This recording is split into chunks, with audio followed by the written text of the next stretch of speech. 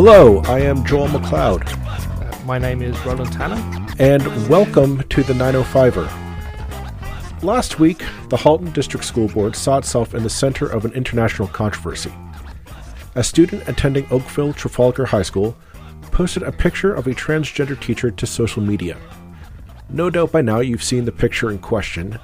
However, just in case we'll refresh your memory, the picture showed the teacher wearing an overly large fake breast prosthesis under a tight-fitting sweater, with the clear outline of the prosthesis nipples on display. All of this happened while the teacher was working as the school's resident shop teacher. Needless to say, this picture attracted a lot of attention, and not all of it was positive. The board has refused to identify the teacher in question, citing privacy concerns. However, when inquiring about its policy of professional conduct in this situation, the board has delivered a rather confusing response. We reached out to the board for an interview to clear what their policy is on this matter. Our response for them was that they would decline the opportunity, citing personnel reasons, and that they, quote, "The Halton District School Board is committed to establishing and maintaining a safe, caring, inclusive, equitable, and welcoming learning and working environment for all students and staff.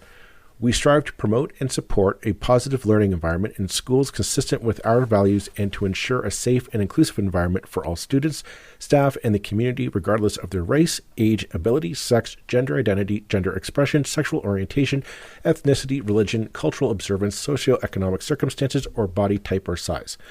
The HDSB recognizes the rights of students, staff, parents and guardians, and community members to equitable treatment without discrimination based upon gender identity and gender expression. Gender identity and gender expression are protected grounds under the Ontario Human Rights Code." End quote. Now, while they declined to give us an interview, they did give one to Rebel Media, and this happened on the doorstep of the board building located in Burlington, Ontario. Needless to say, this response was not enough to quell people's interest in the story, and so on Friday afternoon, as school let out, protesters surrounded the exit of Oakville Trafalgar High School to stage a demonstration. Amongst those in attendance were students, some parents, presumably, as well as figures in the Freedom Convoy movement. Now, in the midst of all of this was Caryma Saeed. No doubt, if you follow the Freedom Convoy and its like-minded folks, you've probably seen Caryma's work online. Caryma is a lawyer, activist, and cartoonist, whose work has lampooned Toronto Mayor John Tory as well as Premier Doug Ford. What she is probably best known for, though, is her work following and documenting the actions and protests of the Freedom Convoy across the country and the province. In that spirit, she was on the ground in Oakville to document the protests outside Oakville Trafalgar High. We reached out to her to invite her on to share her firsthand experience with us and her insight into how this human resources issue has gone on to attract the far right to the 905. Okay, well, let's thank Caryma Saeed for coming on to the 905er podcast today to talk about what happened on Friday just past. Caryma, thank you very much for joining Roland and myself this morning. Thank you for having me. Let's just dive right into it. Can you just tell us, you were at the protest at Oakville Trafalgar High on Friday afternoon. Just lay the scene for us. Can you tell us what it was like, what you saw outside the school that day? Yeah, so I pulled up on my scooter at around 2:20, give or take, and there were people gathered outside on the sidewalk in front of the school, which is on a fairly, I assume it's regularly a quiet residential street. And I recognized some of the individuals in attendance from other protests and rallies that I have covered over the past 2 years. These are sort of individuals who are connected in some degree to the freedom movement. When school actually let out, the crowd grew in size because students also kind of joined the fray. There was, a speaker and a microphone, like a portable speaker that was being used for speeches of sorts. there was one person who actually got chased away by the protesters, who had a pretty disgusting sign with slurs on it, and it was, they didn't want to be associated with that. But even the messaging and signage that the actual group had, questionable as well.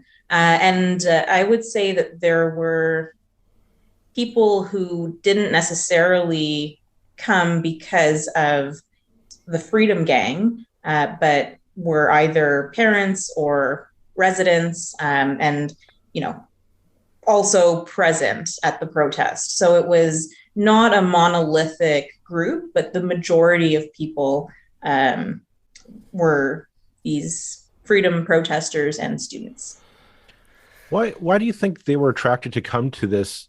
I mean, let's be honest, like the freedom vaccination cause, if you will, really, like this is a different topic or a different subject altogether than what they usually come out for. So why do you think they were attracted to this issue to mobilize in this manner?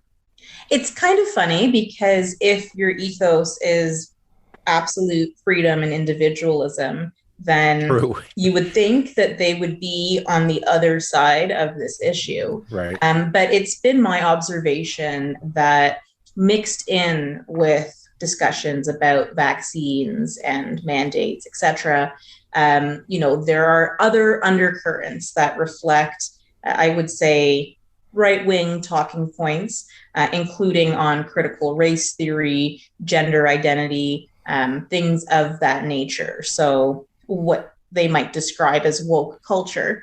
So I'm not altogether surprised. I've seen and heard this type of discourse at freedom rallies. It meshes with what they put out there. And I suspect that with actual mandate rules and restrictions really being rolled back to the point of being almost non-existent, the core group of protesters are now finding other issues to stand in solidarity with.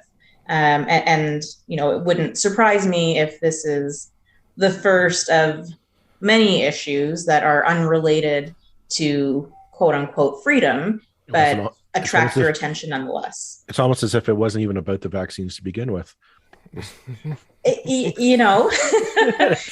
can say that for sure. But also it's if I'm to draw an analogy, right, like where people are attracted to an ideology or a movement, and it's an ever expanding scope.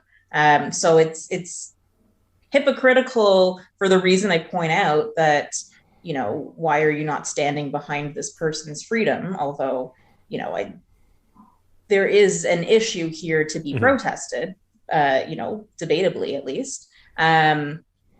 But yeah, the momentum, to gather in groups and yell and be angry, I don't see that dissipating anytime soon. It seems like it seems to me that these I have to make an admission here that when this story first kind of was brought to my attention, sort of through Twitter posts or whatever, I was like, oh, this isn't going to be good. and I kind of immediately, almost deliberately kind of tried to tune out. It's like, I don't want to know what's going to happen here. And it's like almost hoping that we wouldn't end up covering it on this podcast. And here we are. Because I feel like the people who are protesting this, ultimately they want things to protest, right? That it's not really, the issue is less important than the ability to kind of scream and shout and be hysterical about something, fundraise possibly, attract members, attract people to whatever media channel you might be representing.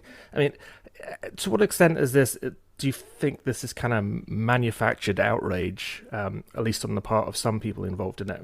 that's probably an element of it, right? This is a salacious kind of story and topic, one that people can dig their teeth into, and one that is exemplary of the issues that and grievances that this group purports to have with the government, right? It's a really extreme situation. And I think that the response from the school has given fuel to this group who, you know, there's a religious element as well, right? If I can just sort of sidestep for a second. And that's not to say that everyone who participates in the freedom movement aligns with a particular religion, but there is a very strong faction of people who are devoutly Christian in particular. And this type of scenario, my observation is that it's, you know, a sign that the end is nigh, up is down, down is up, and this is a good reason to be out on the streets protesting because the world has gone mad. And so, you know, is that manufactured outrage? Not necessarily. I don't think that it's entirely, you know, misplaced or baseless, but what I am seeing is a lot of piggybacking on this issue, and then kind of making leaps and bounds, assumptions that are not founded in any reality that I'm aware of, you know, against this teacher specifically, against trans people more generally, and the coverage of it, it's feeding off of people's reaction to the story. And I, like you, you know, this is not really my wheelhouse or domain. So it's not the type of story that I would typically cover, but because the freedom movement got involved, you know, continuity, and I just wanted to see what they were up to. But the way that people are reacting, you know, with various degrees of thoughtfulness and reasonableness, but overwhelmingly, I think it's part of a culture war, right? And so they consider themselves frontline soldiers on this culture war. And I mean, I guess we should say to listeners, you know, we're almost deliberately not addressing the teacher concerned. I don't feel that there's we don't feel there's anything particular that we're going to add to that discussion that's of value. That won't just make the whole situation worse. And it's more about, we're kind of interested, I guess, in the in how people are using and abusing this kind of culture war thing, or deliberately seeking to pour fuel onto the so-called culture war. I mean, you might say, you know, what we have here is one teacher in one school. It's not that teacher that's making this into some kind of national issue, I guess. I mean, you've kind of really had the courage to really throw yourself into this whole thing, and kind of you were an otter during the Freedom Convoy protests. You've been kind of front and center, sort of viewing this thing. Do you feel that what these people are kind of protesting in all its different forms is actually representative of a genuine feeling in society that you know, like you say, the end is nigh?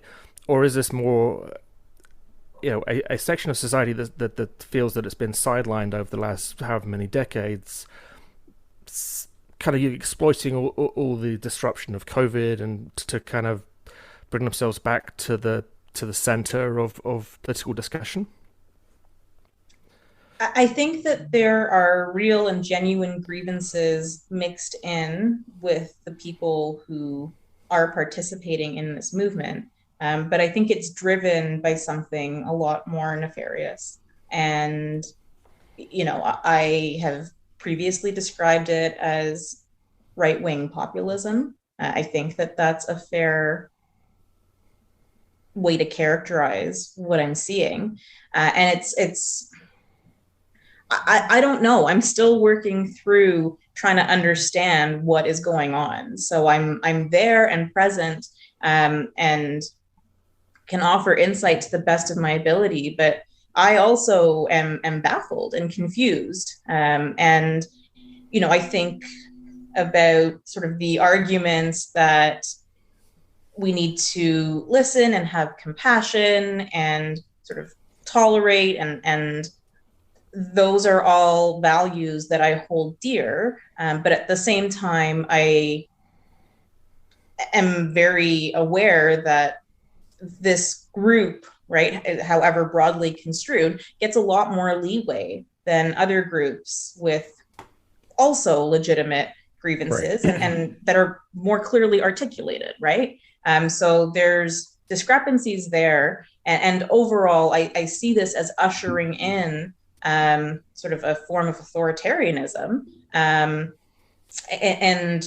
who is at the helm? I don't know that it's that simple. I don't think that there are easy answers to point to kind of this is the puppet master. I think that there's a lot of actors on the scene. Some are after notoriety and clout, some are after fame, some are after money, power, genuinely thinking that this is a service because they are witnessing what they consider to be moral decline.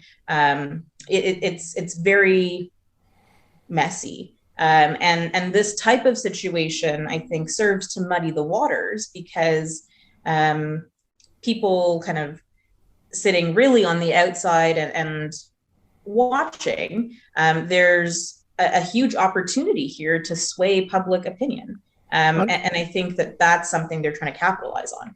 I want to touch upon a number of those points that you just made. I mean, I got my mind's going like a million miles an hour on this topic. It's just there's so many angles.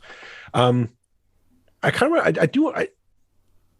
agree. I don't see like a single person leading it, but I do want to kind of talk about how the board has handled this so far.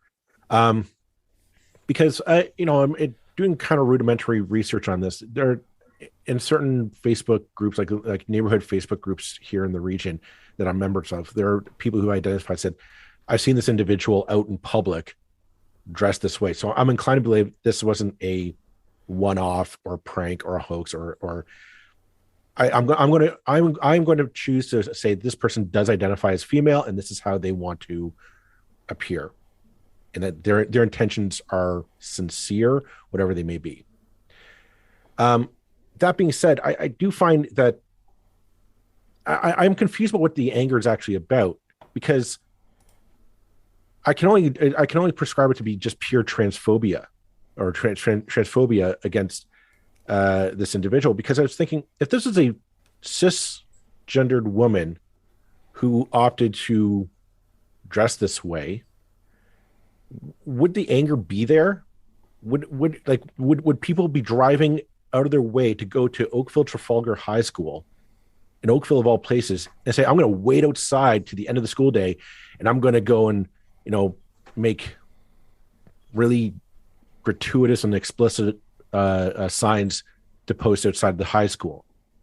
And that's what comes out of my head is this: if this was a cisgendered woman who said, I want to dress this way, would the anger be there? I think if this was a cis woman, she would not have made it from the parking lot inside the building the first day she showed up in the attire, right? Right. Because I think that sort of separating the transphobia, which is very present, and so it would do a disservice to pretend that that's not an element of what's happening. But the reason this situation provides cover is the actual facts of the case, right? What's publicly available, right? And there's a lot of unverified information floating around. So I'm hesitant to, make bold assertions, but based on the images that we have seen, which have not been roundly denied by the board or the school. So if we take that to be the case, we have spandex shorts, see-through blouses, and protruding nipples. And that's all, those are choices, right? Those are choices in professionalism. And school boards, I shouldn't say school boards, but school administrations can and routinely do police women's bodies, whether it's natural or chosen attire. Like, this is par for the course. And part of what concerns me about the handling of this is that there is an element of discrimination, because a cis woman, not even an option. This would not be an option. So the outrage then, and people driving down to the school, to me, there's a direct line that can be drawn from the response and handling of it. Is it appropriate to have someone in this attire? Is this attire professional? Is it suitable for a school? Is it suitable for shop class in particular? And I think if we focus on those questions, then it's not surprising to see that it is, generated this level of interest. And it's deeply unfortunate the voices who are loudest on this subject, may have ulterior motives that go beyond what on its face is a pretty egregious case of not abiding by code of conduct. In your humble opinion, and you can have no comment on this, do you think the Halton District School Board dropped the ball on handling this file properly?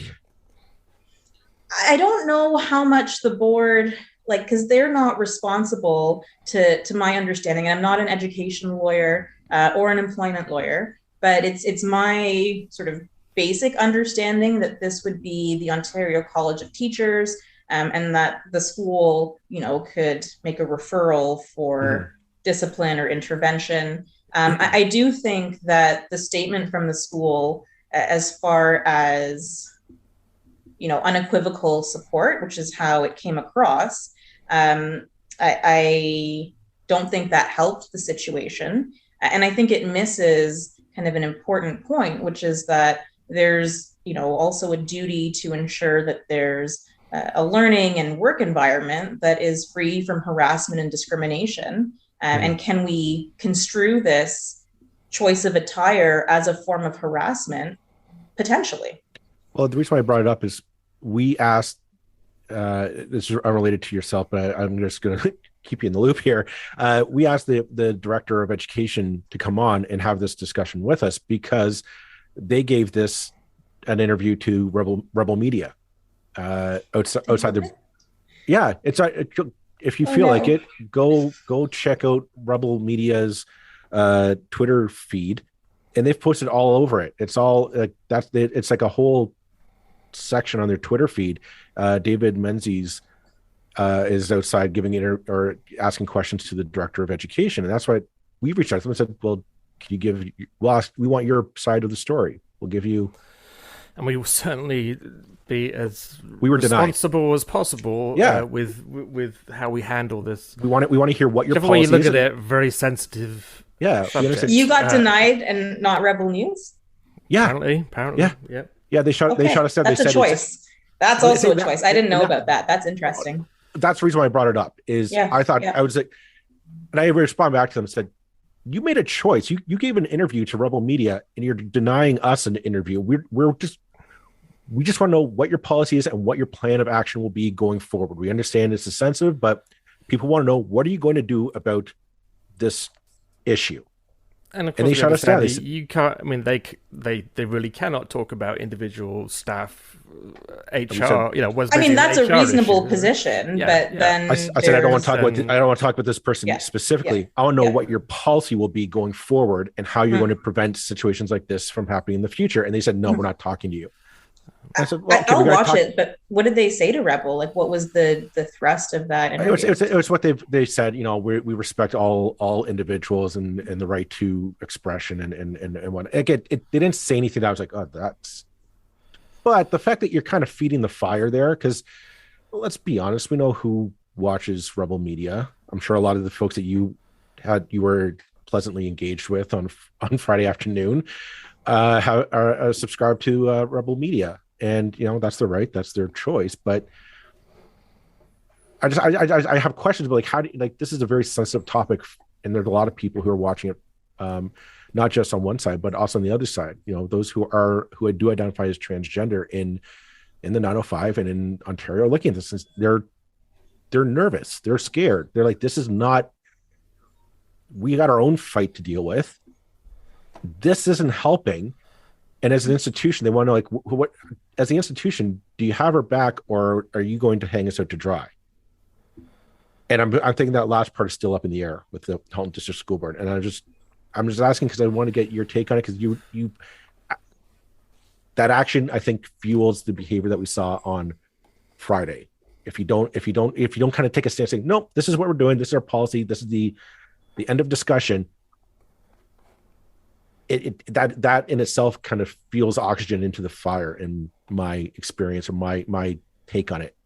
Am I wrong? Am I wrong in seeing this? Or no, I don't think you're wrong, and you're in fact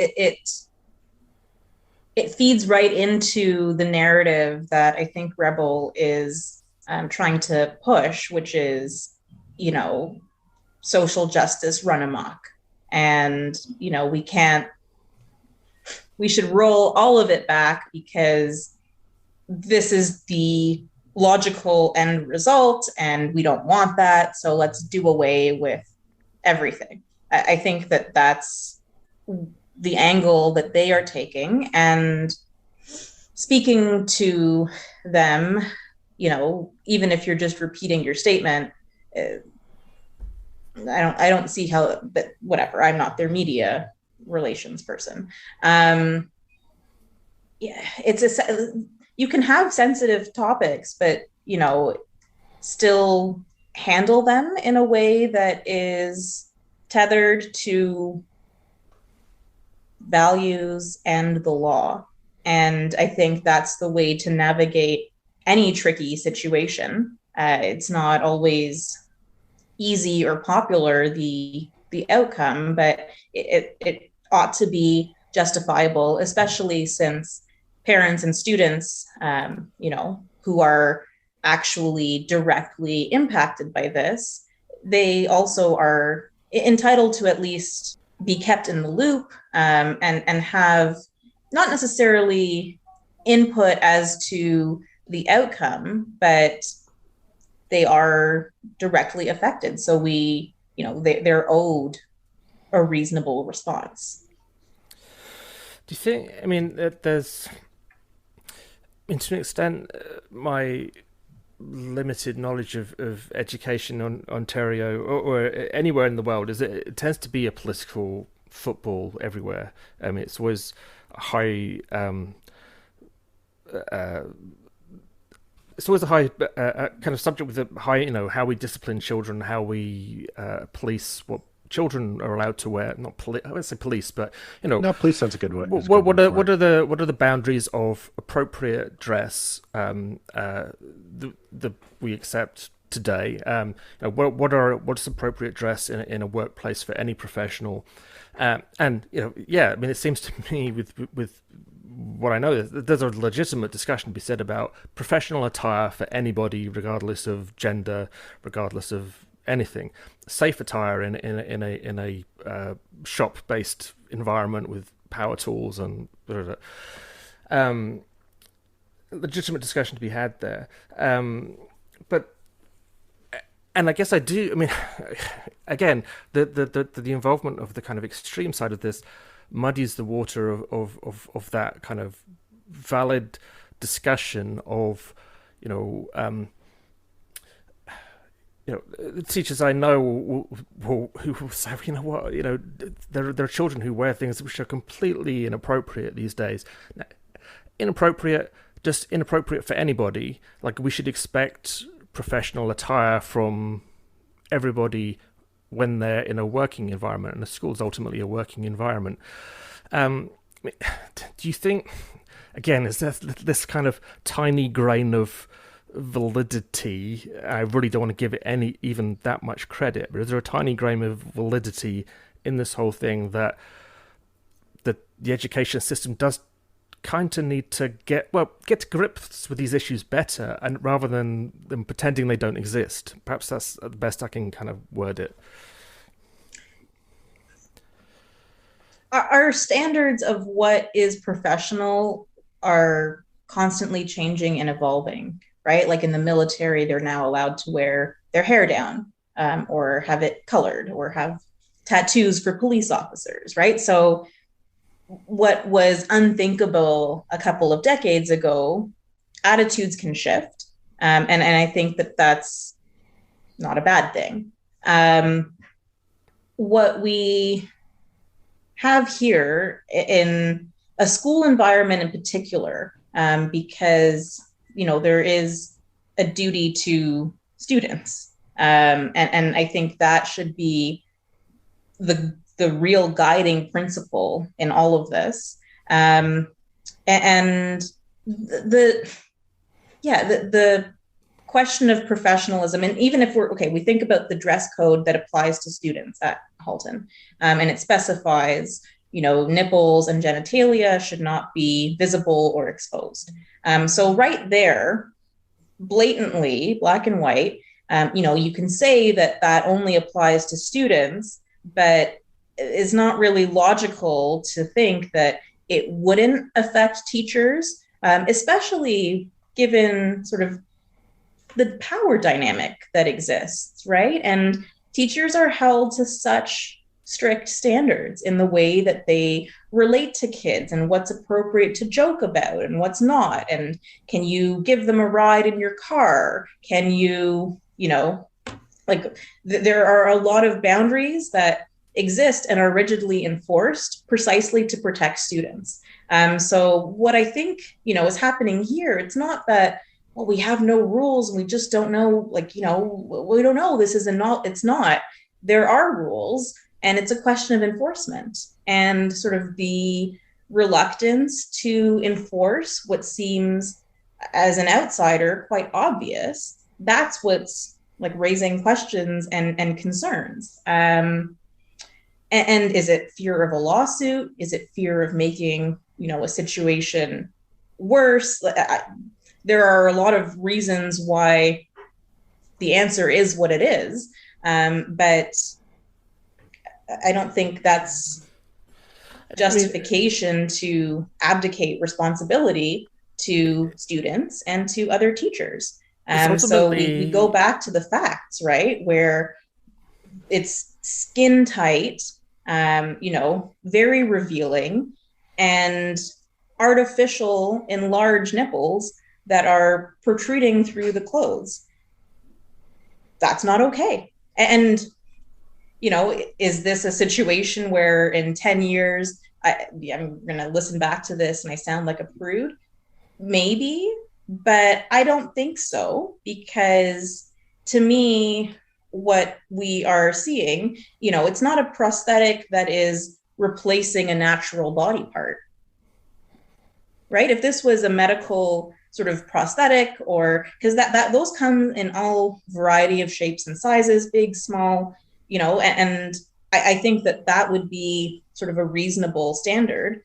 This looks a lot like fetish gear. And are we okay with that being in the classroom? I don't have kids, but personally, that makes me uncomfortable for the sake of the students. So that's how I see this situation. Yeah, and it seems like, there are places in our world where it's okay to push boundaries, which are the appropriate places to ask questions about dress and attire. And you made the excellent point that, what we consider acceptable today is completely different from what we thought was acceptable 100 years ago. And now we'll laugh about people going swimming in the 1900s and having to wear, heavy cloth dresses, and and it seems bizarre to us now, but at the time that was just the way it was. But the fact remains that schools are not the place to have that discussion. The schools need to lag society rather than be on the cutting edge, I guess. Because it's, ultimately the part of the story that is, I think we probably all agree, is just the worst part of it, is just the children who are caught up with it. Any children at HDSB, to be honest, who are questioning their gender identity, or who are who identify as transgender or gay, or it just brings pressure onto them that they don't need at that time in their life, and I think that's the most regrettable sort of side of this whole thing altogether. As so often happens, I've made a statement rather than asking a question, but I don't know if you have any thoughts about that. Yeah, build on that statement though. There's ample opportunity outside workout hours to explore oneself. And if it's in fact the case that people have seen this teacher in non-school settings, dressed in this way, I don't really see a problem with that. But I do see a problem where it's a work environment and a learning environment. And, there are fairly clear lines that can and should be drawn in the sand. And the inability to do that only harms the groups that are supposedly we're trying to protect. It's almost like, again, I'm coming back to the HDSB here, and that they I feel like they kind of dropped the ball in terms of turning this ironically into a learning moment. Is that, there are, if we're talking about true equality, right? If you're a identified trans student or teacher, staff in one of their buildings, there's something about saying like you're treated truly equally to everyone else here in the building, which means that we have we put the exact same expectations of professional conduct on you as we do everyone else. And I look at the images that were taken. I do question, just from a purely practical standpoint, I do question, like, how did this teacher work in a shop classroom wearing high heels and this get up? Because at some point, as this, just from a purely logistical WSIB point of view, he said like this is a safety hazard. Like, you're trying to teach kids in a shop class, this is how you conduct yourself safely around this potentially dangerous equipment. Dress the part, which might mean, like work overalls, some like protective clothing at all times. Which my understanding is the rule, and that's the thing. Like the children with long hair in shop class have to put their hair up, and teachers will wear themselves out, reminding children of that fact. It's like, no, you have to put your hair up. It's dangerous. Yes. So there are these elements there, which again kind of potentially gave the school board kind of an out on this. I mean, not to throw an individual staff member under the bus at all, but to say, there's an issue here that needs to be looked at, and we will look at it. And that's kind of all they needed to say. And rather than that, they gave the impression they weren't going to look at anything. Right. Nothing wrong happened here. It's like I think the majority of people do say something wrong did happen. Like that is it's unprofessional for students and for other staff in the building. But there's also this side of your teacher in a shop class. There's a safety conduct that has to go on as well. How are you conducting yourself as the teacher in this environment to ensure that students are learning proper safety in a shop classroom? Like it's and I mean, like that's to, pardon the pun, but that's not like really a sexy issue to go and like, I want to drum up, protests about it. Like, nobody's going to protest, hey, there's no safety shoes being worn in that shop class. Right. I find that, this in you've hit on a double standard, right? That's what this is. Right. It's a double standard vis-a-vis cis women and faculty, students, right? Even like it is a double standard, evidently. And there were ways to tackle this that didn't turn it into a discussion about affirming gender identity, because that is secondary and not an unimportant issue, but it does not supersede.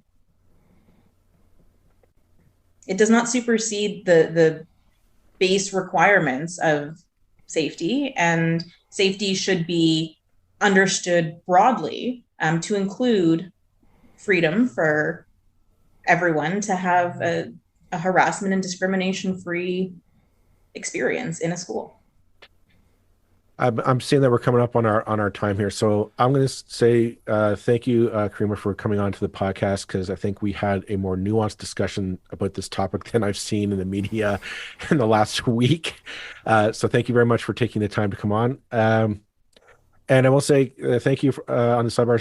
Thank you for doing the work about following the freedom protests around the province. Do be safe out there. Because you're doing good work. So thank you very much. Thank you so much. I appreciate it. Thank you.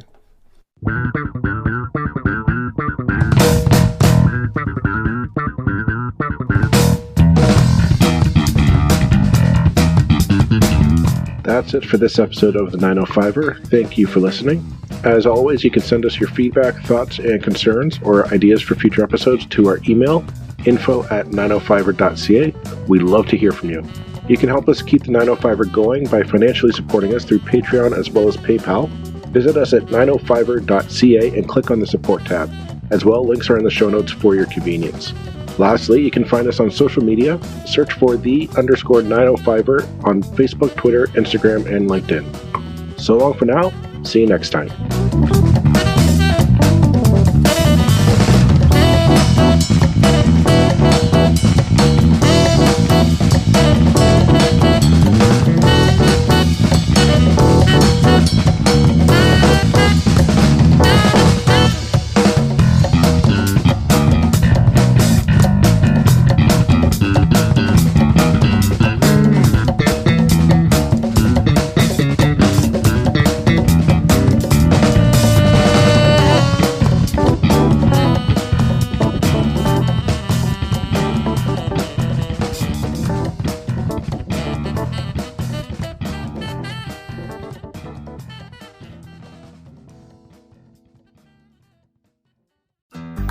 Looking to make the most out of this life and optimize your personal wellness? Then check out the Natural Man Podcast. Join me, host Mike C., as we explore all areas of human wellness, physical, mental, and emotional. Learn strategies to optimize your own well-being and be in the driver's seat of your own health. Remember, your doctor works for you. Learn biohacks, neurohacks, ways to improve sleep, and ways to optimize your body and your mind. Check us out on Apple, Spotify, the Fountain app, and at naturalmanpodcast.com.